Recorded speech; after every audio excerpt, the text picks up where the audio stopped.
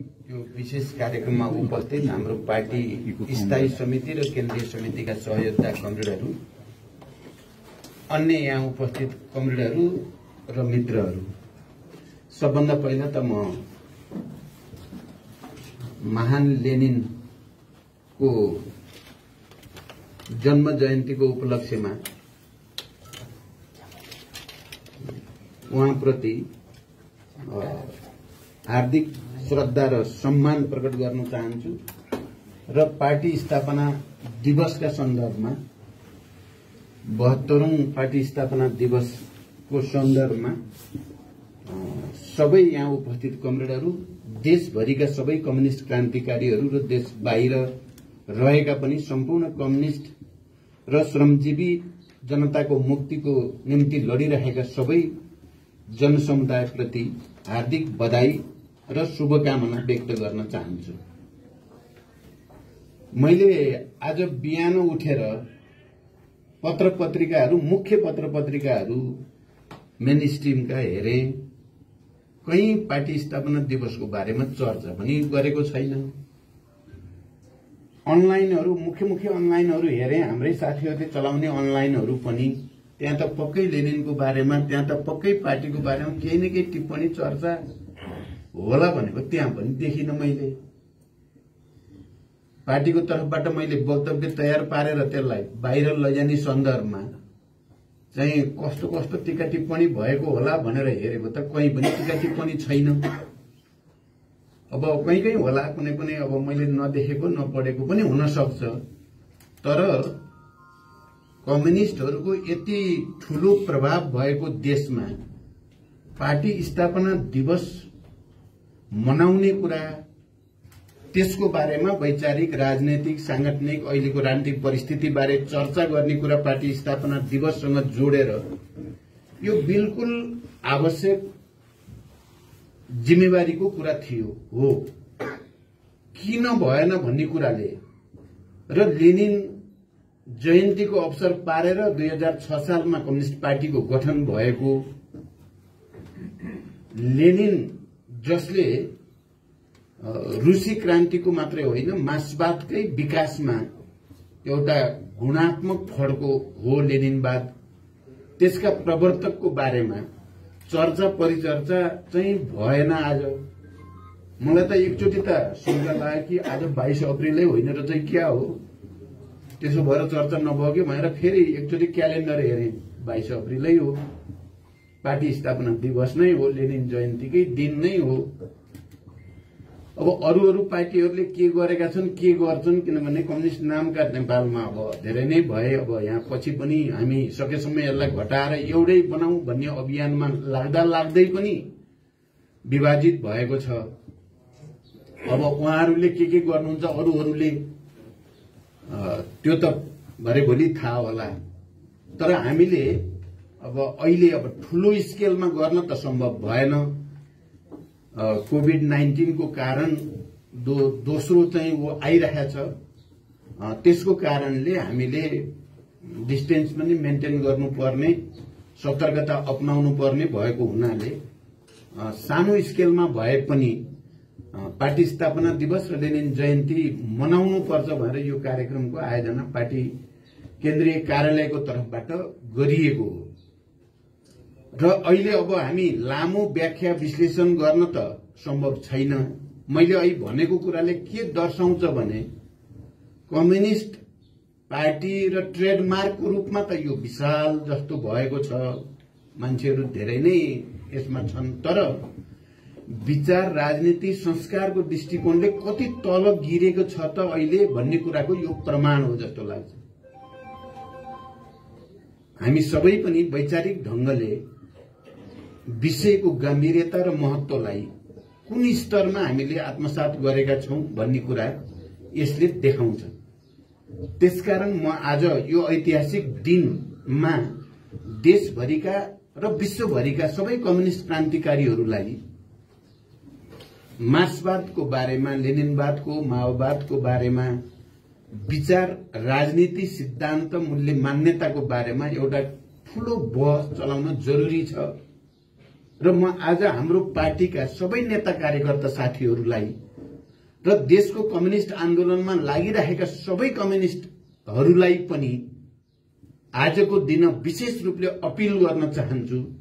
जस्तो आजको विश्व परिस्थिति छ, जस्तो आजको राष्ट्रिय परिस्थिति, राजनीतिक परिस्थिति छ र अब यो परिस्थितिलाई चिरेर नयाँ ठाउँमा हाम्रो आन्दोलनलाई लैजानको निम्ति सबभन्दा पहिला विचारमा, राजनीतिक कार्यदिशामा, कार्यक्रममा चाहिँ नयाँ स्तरको संश्लेषण, विश्लेषण आवश्यक छ र सबैको ध्यान यसमा जाओस्। ऐतिहासिक रूपले एउटा निकै उर्वर कम्युनिस्ट आन्दोलनको निम्ति नेपाली जनताले गरेको त्याग, तपस्या, बलिदान सबै दृष्टिकोणले यो निकै उर्वर छ। तर कम्युनिस्ट पार्टी आफै चाहिँ वैचारिक हिसाबले कहीं न कहीं स्खलित हुँदै गएको जो भयावह स्थिति छ, यसबाट पार पाउनको निम्ति वैचारिक बहस चलोस् भनेर म अपील गर्न चाहन्छु। कम्युनिस्ट आन्दोलनको यो 72 वर्ष निकै उतार चढावमय रह्यो र यसबीचमा थुप्रै शान्तिपूर्ण र सशस्त्र क्रान्तिको नेतृत्व कम्युनिस्ट पार्टीहरूबाट हुँदै आयो र एउटा ठूलो राजनीतिक परिवर्तन ल्याइपुर्याउनको निम्ति कम्युनिस्टहरूको भूमिका नै निर्णायक रह्यो। नेपालमा सामन्तवादलाई मूलभूत रूपले परास्त गर्न, सामन्तवादको राजनीतिक प्रतिनिधि संस्था राजतन्त्रलाई परास्त गरेर गणतन्त्र स्थापना गर्न अनि संघीय लोकतान्त्रिक गणतन्त्रको रूपमा नयाँ संविधान निर्माणसम्म नेपाललाई ल्याइ पुर्याउन कम्युनिस्टहरूको नै मुख्य भूमिका रह्यो। अझ त्यसमा पनि चाहिँ पछिल्लो चरणमा माओवादी जनयुद्ध र अनि सँगसँगै जनआन्दोलन पनि 7 राजनीतिक दल समेतसँग मिलेर गरेको जनआन्दोलनको कारणले एउटा नयाँ परिस्थिति सिर्जना भयो।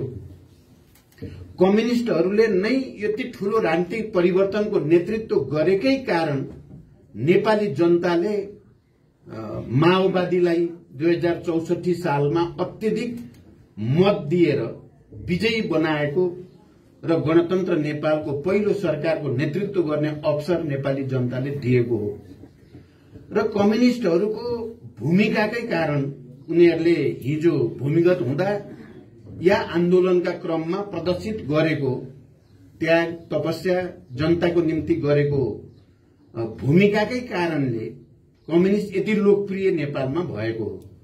प्रतिक्रियावादीहरूको लागि देशभित्र र देश बाहिर पनि नेपाल जस्तो देश जो दुईटा विशाल छिमेकी चीन र भारतको बीचमा छ, त्यस्तो देशमा कम्युनिस्ट आन्दोलन यति लोकप्रिय हुने कुरा प्रतिक्रियावादीहरूलाई सही भएको कुरा होइन। यो बुझ्न सकिने नै कुरा हो। लेनिनले समाजवादी आन्दोलन साम्राज्यवाद र समाजवादी आन्दोलनमा फुट भन्ने एउटा असाध्यै महत्वपूर्ण लेख हो लेनिनको। म सबै कमरेडहरूलाई एकचोटि अहिलेको सन्दर्भमा पनि लेनिनको त्यो लेख खोजेर पढ्न म अनुरोध गर्न चाहन्छु। साम्राज्यवाद र समाजवादी आन्दोलनमा फुट भन्ने शीर्षकमा छ त्यो लेख। अहिले फर्केर यति बेला पढ्दा चाहिँ हाम्रो लागि असाध्य धेरै उपयोगी, हाम्रै लागि लेखेको हो कि भने जस्तो लाग्छ। कयौं प्रसंगमा जाँदा हामीले नेपालमा यति ठूलो राजनीतिक परिवर्तन ल्याउन भूमिका खेल्यौं। हाम्रा हजारौं शहीदहरूको रगत, हजारौं बेपत्ता योद्धाहरूको त्याग, तपस्या, हजारौं घाइते अपाङ्गहरूको तपस्या र लाखौं करोडौं जनताको पहलकदमीका कारणले नै नेपाल संघीय लोकतान्त्रिक गणतन्त्रमा गएको हो र कम्युनिस्ट आन्दोलन यति धेरै लोकप्रिय हुन सकेको हो। जुन कुरा साम्राज्यवादी या प्रतिक्रियावादीहरूलाई सही हुने कुरा थिएन, तर उनीहरूलाई के सही हुन्छ के हुँदैन होइन, हामीले हाम्रो श्रमजीवी जनताको निम्ति र हाम्रो राष्ट्रको निम्ति के राम्रो हुन्छ के राम्रो हुँदैन भन्ने आधारमा नै कम्युनिस्टहरू चलेको हुनाले उनीहरूले एकातिर सामन्तवादका विरुद्धको लडाईँलाई निर्णायक ढंगले अगाडि बढाउन विद्रोह गर्ने, आन्दोलन गर्ने यो सबै प्रक्रियाबाट गुज्रिन पर्यो भने अर्कोतिर राष्ट्रिय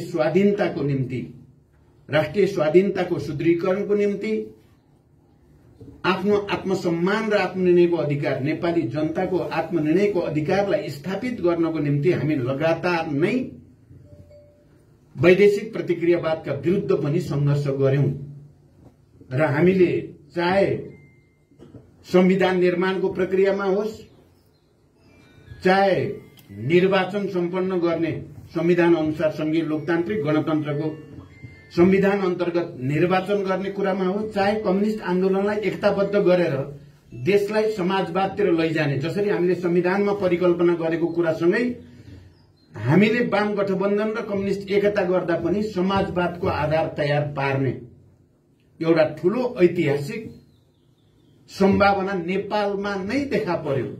21औं शताब्दीको यो दोस्रो दशक अगाडि बढ्दै गर्दा, तेस्रो दशक अगाडि बढ्दै गर्दा नेपाल नै त्यस्तो उर्वर भूमि भएको देश भयो जहाँ समाजवादको एउटा नयाँ मोडेल हामीले दिन सक्छौं।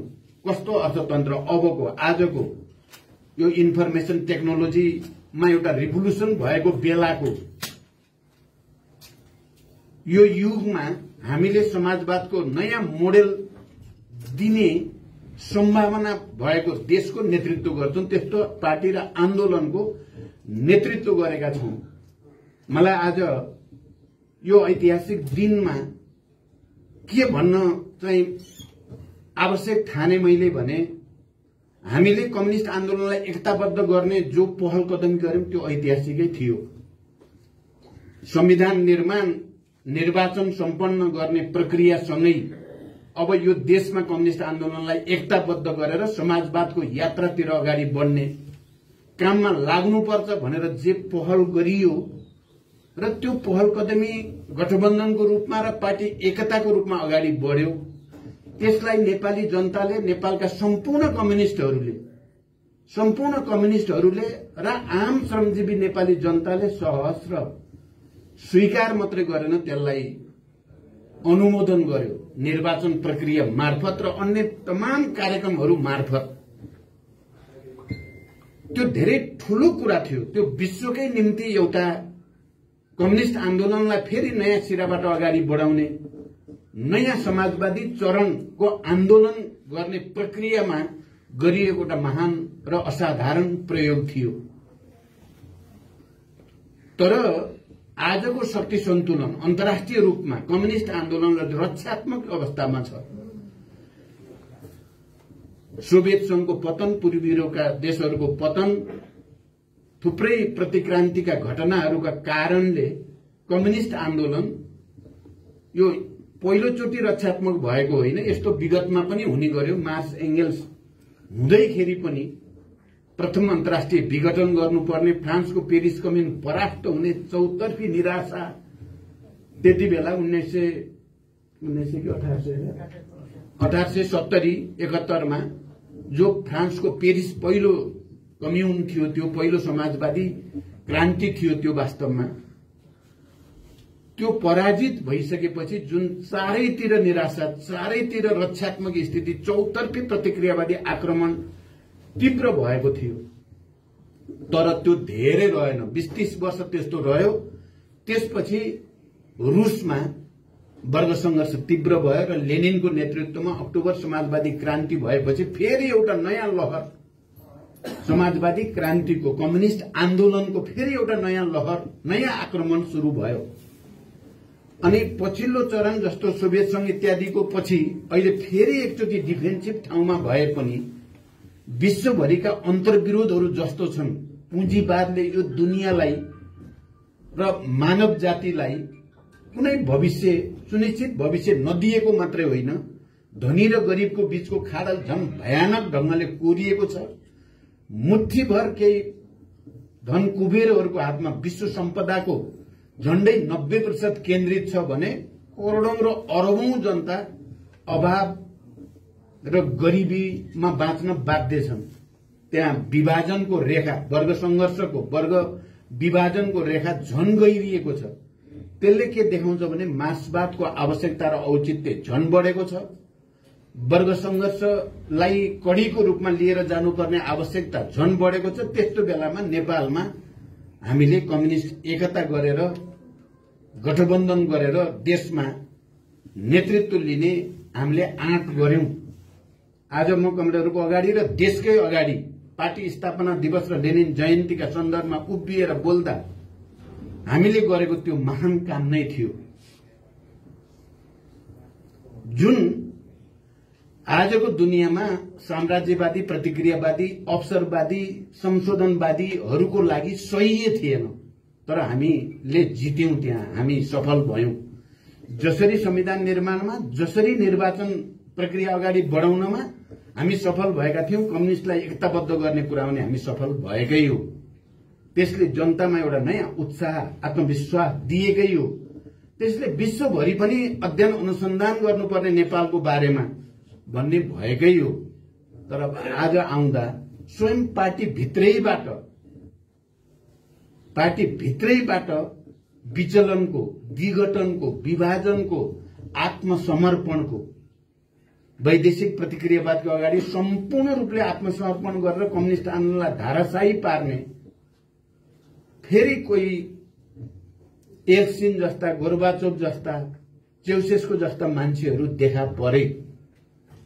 र आज हामीले यो स्थापना दिवस मनाउनुको तात्पर्य त्यस्तो प्रवृत्तिसँग, जसरी मार्क्स एंगल्सहरूले फ्रान्सको पेरिस कम्युनको पराजयपछि पनि मार्क्सले भन्नुभयो यो अस्थायी हो, कम्युन फेरि उठ्छ, उठिराख्छ, जबसम्म श्रमजीवी जनताको पूर्ण मुक्ति हुँदैन उठि नै राख्छ भनेर विश्वभरि एउटा विश्वासको सन्देश दिनुभएको थियो, एउटा संश्लेषण गर्नुभएको थियो।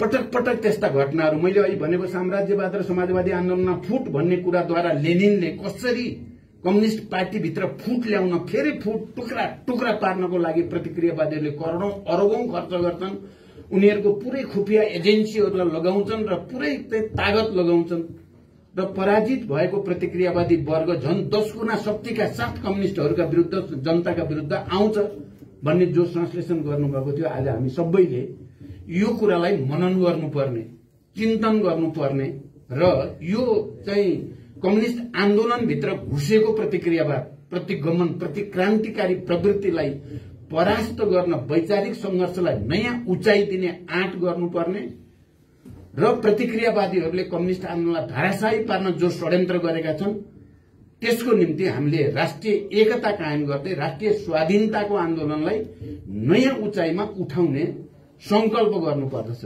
हामीले के भन्छौं भने चुनौती जहाँनिर छ अवसर पनि त्यहीँनिर हुन्छ।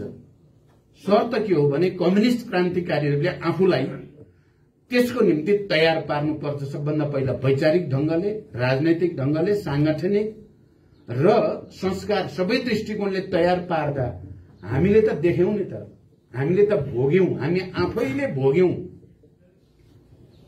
हामीलाई दमनै गरेर सिद्ध्याउन खोज्ने, हामीलाई मारेर नै सिद्ध्याउन खोज्ने, देशव्यापी रूपमा राज्य आतंक मच्चाएर हत्याका चाहिँ थुप्रै श्रृंखलाहरू, निशंस हत्याका, गाउँका गाउँ दमन, आगजनी, बलात्कार, जिउँदै जलाउने जस्ता घटनाक्रमहरू हामीले भोग्या होइन र हामीले नै त हो भोगेको। त्यति गर्दा पनि प्रतिक्रियावादीको केही लाग्दो रहेनछ नि त। हामी भित्र एउटा समर्पण छ, वैचारिक स्पष्टता छ र राष्ट्र र जनताको निम्ति, सर्वहारा वर्ग र मानव जातिको निम्ति एउटा नयाँ सुन्दर भविष्य निर्माणको निम्ति हामी समर्पित भएर जाँदा त कसैको केही लाग्दो रहेनछ नि त। अहिले हामी अलिकति स्ल्याकनेस आए जस्तो, अब के हुन्छ र खोइ भने जस्तो। मैले भने नि फ्रान्सको पेरिस कम्युन पछि भनौं या सोभियत संघको विघटन पछि भनौं, यस्ता थुप्रै उपक्रम जस्तै भएको अवस्था छ अहिले। तर हामी फेरि के देख्छौं भने यो हाम्रो लागि एउटा ठूलो अवसर पनि हो। प्रतिक्रान्तिका विरुद्ध, प्रतिगमनका विरुद्ध, अवसरवादका विरुद्ध लडेर राष्ट्र र जनताको कम्युनिस्ट आन्दोलनको रक्षा गर्ने यो राम्रो हामीलाई अवसर पनि प्राप्त छ। हामी कमजोर भएका चाहिँ छैनौं। माओवादी आन्दोलन नेकपा माओवादी केन्द्र कमजोर भएको छैन। मैले यो बीचमा चाहिँ सामान्य जनताको घर गाउँमा या कार्यकर्ताहरूको पनि मनोभावनालाई नजिकबाट बुझ्ने कोसिस गरिराखेका छु। उहाँहरू सबैको चाहिँ हामी पहिलाको जस्तै क्रान्तिकारी भइदिउन्, पहिलाको जस्तै माओवादी भएर आइदिउन्, प्रचण्ड पनि पहिलाको जस्तै भएर गर्जियोस्, पार्टी पनि त्यसरी नै आओस् भन्ने चाहना नै जनताको चाहना छ। हामीले त्यो जनभावनालाई र राष्ट्रको आवश्यकतालाई बुझेर जाँदा म के देख्छु भने अहिले पनि हाम्रो अगाडि विशाल सम्भावनाहरू छन्। आज हामीले संकल्प गर्ने त्यही कुराको हो। हामीलाई अहिले पनि यद्यपि प्रतिक्रियावादीहरू र देश पार्टीभित्रै घुसेका प्रतिक्रान्तिकारीहरू मिलेर हाम्रो पार्टीलाई विभाजित गरे, तर हामी कम्युनिस्ट आन्दोलनको एकताको झण्डा झुक्न दिने छैनौं। हामी फेरि पनि एकताकै पक्षमा कम्युनिस्ट आन्दोलनको एकता, नेपालका सबै उत्पीडित वर्ग, जाति, क्षेत्र, लिङ्ग, समुदायको एकता, सिंगै राष्ट्रको एकताको पक्षमा अन्तिम समयसम्म हामी लडिराख्ने प्रतिज्ञा गर्नु, संकल्प गर्नु नै आजको दिनको आवश्यकता हो, हाम्रो ऐतिहासिक आवश्यकता हो। हामी त्यसो गर्न सक्छौं, हामीले त्यसो गर्नुपर्छ। तर त्यसो गर्दा मैले एउटा कुरा के भन्न चाहन्छु भने पहिला त हामी चाहिँ आफ्नो पार्टीलाई नै बलियो बनाउने, आफ्नै खुट्टामा उभिने, आफ्नै संगठनलाई दह्रो पार्ने, अनुशासित पार्ने, व्यवस्थित गर्ने, वैचारिक राजनीतिक रूपले नि स्पष्ट पार्ने, सांस्कृतिक रूपले पनि बलियो बनाउने, जनआधारलाई पनि सुदृढ गर्ने, शहीद बेपत्ता योद्धा, घाइते अपाङ्ग र उनका परिवारहरूसँग भेटघाट, छलफल, कुराकानी, उनीहरूका समस्या सुन्ने, जनताका समस्या सुन्ने पहिलो चाहिँ यो र साथसाथै फेरि यसलाई प्राथमिकता दिँदै अरू कम्युनिस्ट आन्दोलनमा लागेका क्रान्तिकारीहरूलाई पनि एकताबद्ध गर्ने, अहिले जबरजस्ती प्रतिक्रियावादी र अवसरवादीले विभाजित गरेका कम्युनिस्टहरूलाई पनि एकताबद्ध गर्ने, मोर्चाबद्ध गर्ने त्यो भूमिका चाहिँ हामीले कहिले पनि छोड्नु हुँदैन। गल्ती भयो थियो कि एकता गर्ने भन्ने सोचियो भने त्यो चाहिँ गल्ती हुन्छ। हामीले एकता गरेर गल्ती गरेको होइन, हामीले बिल्कुल सही गरिएको थियो। अहिले शक्ति सन्तुलन हाम्रो पक्षमा त्यति नभएको हुनाले विभाजन रोक्नै त सकिएन, तर हामी पराजित भएको चाहिँ होइन। हामीले पार्टी एकता गर्दा पनि कम्युनिस्ट पार्टीको झण्डै 70% एक ठाउँमा कमान्ड गरेकै थियौं। गलत प्रवृत्तिको चाहिँ नायकलाई हामीले चाहिँ गलत्याएकै थियौं, निकालिदिएका थियौं पार्टीबाट। वैधानिक ढंगले आधिकारिक रूपमा कानून सम्मत तरिकाले नै हामीले गलत प्रवृत्तिका खलनायकहरूलाई चाहिँ निकालेकै हो। त्यहाँ हामी पराजित भएको होइन, पराजित त उनीहरू भए जसले प्रतिक्रान्तिको बाटो हिँडे, जसको साथमा पार्टीको बहुमत थिएन। बहुमत मात्रै होइन, 1/3 लिएर बसेकाहरू चाहिँ विदेशी शक्तिहरूको आडमा मात्रै उनीहरूले चाहिँ यहाँ कानून मिच्ने, संविधान मिच्ने, सबै मूल्य मान्यता मिच्ने काम भएको छ। नेपाली जनताले बुझेको छ, नेपालका श्रमजीवीहरूले बुझेका छन्। हामी त्यहाँसम्म पुगेकै हो। हामीले आजको चाहिँ सिस्टम अन्तर्गत प्रतिनिधि सभामा बहुमत सदस्यहरूले हस्ताक्षर गरेर दलबाट पनि हामीले फालेकै हो। बिल्कुल वैधानिक र आधिकारिक रूपमा, कानूनी रूपमा सबैले यो कुरा चाहिँ ध्यान दिन जरुरी छ। यो के भयो नेपालमा, के कसले गर्यो, यो विचित्रको नौटंकी कताबाट आयो र यसका विरुद्ध संघर्ष गर्ने संकल्प गर्नै पर्छ। हामी एकताको झण्डा उठाउने हो, कम्युनिस्ट आन्दोलनको एकता, श्रमजीवी जनताको एकता, सबै उत्पीडित वर्ग समुदायको एकता, सिंगै राष्ट्रको एकता र विश्वभरिका जनताको एकता हाम्रो झण्डा, त्यो चाहिँ झण्डा हो। हामी यहाँ लेखेका हुन्छौं नि, हामीले संसारका मजदुरहरू एक हौं, अनि लेनिनले पछि अक्टोबर क्रान्ति पछि संसारका श्रमजीवित र उत्पीडित राष्ट्रहरू एक हौं, उत्पीडित जातिहरू एक हौं भनेर जो नारा दिएका थिए, हामी अहिले पनि त्यही नारा, संसारका मजदुरहरू एक हौं भन्ने नारा अन्तर्गतै हामी हिँडेका छौं। हामी हिँड्नुपर्छ। त्यसकारण हामीले त्यो संकल्प गरौं, एकचोटि जनतामा जाने, एकचोटि मेहनत गर्ने र यो राष्ट्रलाई एकताबद्ध गर्ने, कम्युनिस्ट आन्दोलनलाई एकताबद्ध गर्ने, जनतासँग एकाकार हुने र प्रतिक्रियावादी र अवसरवादीका सबै षड्यन्त्रलाई चकनाचुर पार्ने आँट हामीले गर्नुपर्ने छ। त्यही संकल्प नै आजको दिनको चाहिँ यो कार्यक्रम मनाउनुको औचित्य हामीले पुष्टि गर्न सक्छौं। म यस ऐतिहासिक अवसरमा सबै कम्युनिस्ट आन्दोलनका विभिन्न धारामा रहेका कमरेडहरूलाई पनि एकताबद्ध हुनको निम्ति अपील गर्दछु। निराश हुनुपर्ने कुनै कारण छैन, भविष्य हाम्रै छ।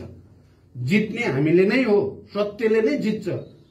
असत्य र चाहिँ बेइमानी र जालझेल एकछिन क्षणिक रूपमा त उसले भ्रम दिन सक्छ, मान्छेलाई जितेको ढोङ गर्न पनि सक्छ, तर जित्दैन।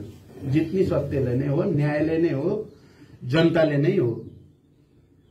त्यही अपील सबैसँग गर्दै र अहिले भर्खरै कम्युनिस्ट आन्दोलनलाई पार्टीलाई एकताबद्ध गर्न नसकिने शक्तिहरूसँग पनि मुद्दामा आधारित भएर, जसले संसद विघटन गर्ने, संविधान मिच्ने कुरालाई असंवैधानिक, अलोकतान्त्रिक, निरंकुश र स्वेच्छाचारी कदम भनेर विरोध गरेर सड़कमा गए, ती सबै शक्तिहरू एक ठाउँमा उभिएर एउटा मोर्चामा खडा भएर यो प्रतिगमनकारी निरंकुश प्रवृत्तिलाई परास्त गर्न सबैलाई अपील गर्दै एकचोटि फेरि कमरेड लेनिन प्रति हार्दिक श्रद्धा र सम्मान प्रकट गर्दै हाम्रा संस्थापक नेताहरूप्रति पनि चाहिँ जसले यो पार्टी स्थापना गरेर आज देशमा यति विशाल कम्युनिस्ट शक्ति निर्माणको बीजारोपण गर्नुभयो, उहाँहरूप्रति पनि हार्दिक श्रद्धा र सम्मान प्रकट गर्दै सम्पूर्ण शहीद, बेपत्ता योद्धा, घाइते सबैप्रति श्रद्धा र सम्मान सहित म आफ्नो भनाइ टुङ्ग्याउँछु। धन्यवाद। अभिवादन।